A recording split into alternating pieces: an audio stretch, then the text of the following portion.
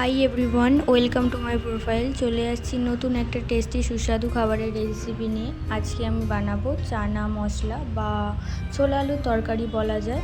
এটার জন্য আমি পেঁয়াজকে কুচিয়ে নিয়েছি, টমেটোকে কুচিয়ে নিয়েছি, কাঁচা লঙ্কাকে কুচিয়ে নিয়েছি, একটু আলু ছুরি ছুরি করে কেটে নিয়েছি ছোটো ছোটো করে। আর এটার জন্য ছোলা তো লাগবেই। এর জন্য মশলা হিসেবে আমি ইউজ করব তেজপাতা, শুকনো লঙ্কা, 5 ফোড়ন, আর দুটো একটু হলেও একটু দারচিনিটা বেশি রাখা যাবে না, দারচিনির কারণে টেস্টটা অন্যরকম চলে আসতে পারে পুরোপুরি। সেই জন্য একটুখানি দিলে এর অনেক টেস্ট, এটা একটুখানি একদম দিতে হবে। আমি প্রেসার কুকারে তেল গরম করে নিয়েছি, নিয়ে এই মশলাটা দিয়ে দিয়েছি। মশলাগুলো সব দিয়ে পেঁয়াজ কুচি করে কাটা ছিল সেটা আমি দিয়ে দিয়েছি।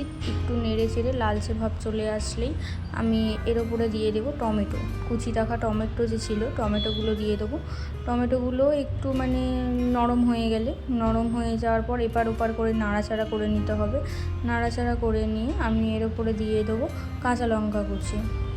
কাঁচা লঙ্কাগুলো আমি একদমই ঝুরি ঝুরি করে কেটে নিয়েছি, কারণ বড় বড় করে রাখলে মুখে লাগলে ভালো লাগবে না।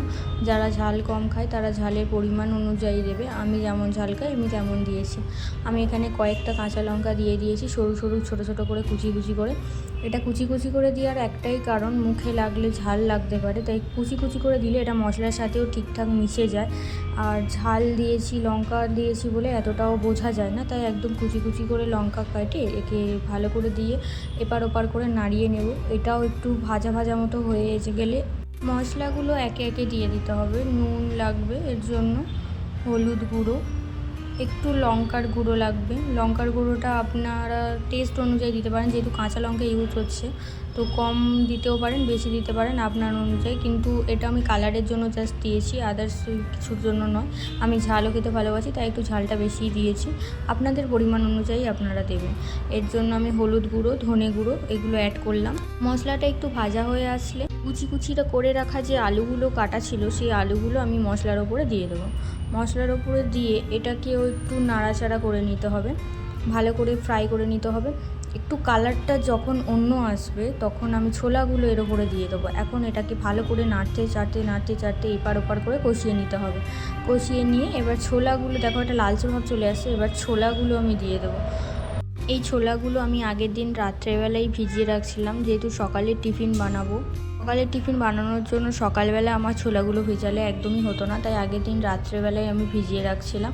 মিনিমাম একটা 8 ঘন্টা পরে আমি এই ছোলাগুলো তুলে রান্না করছি। ছোলাগুলো তুলে নিয়ে ওই ভালো করে মশলার সাথে কষিয়ে নিয়ে একটু ধনেপাতা কুচি ফেলে দেবো। ধনেপাতা কুচিটা দিলে কি হবে, এটা একটা কালারটাও একটা আলাদা আসবে, টেস্টটা, গন্ধটা সব কিছুই আলাদা আসবে। ধনেপাতা খুবই সুস্বাদু একটা জিনিস, যে কোনো রান্নায় দিলে খুবই ভালো লাগে খেতে।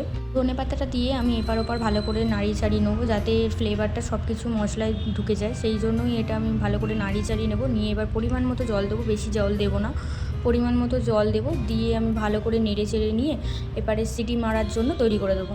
সিটি মারার জন্য বন্ধ করে দিলাম, দিয়ে তৈরি আমাদের সিটি মারা হয়ে গেছে। এবার তৈরি আমাদের সুস্বাদু এই ছোলা আলুর তরকারি, যে কোনো পরোটা বা রুটির সাথে খেতে ভীষণই সুন্দর লাগে। আজকের মতো এই পর্যন্তই, কালকে দেখা হবে নতুন একটা রেসিপি নিয়ে। অন্তত সবাই ভালো থাকবেন, সুস্থ থাকবেন, বাই বাই।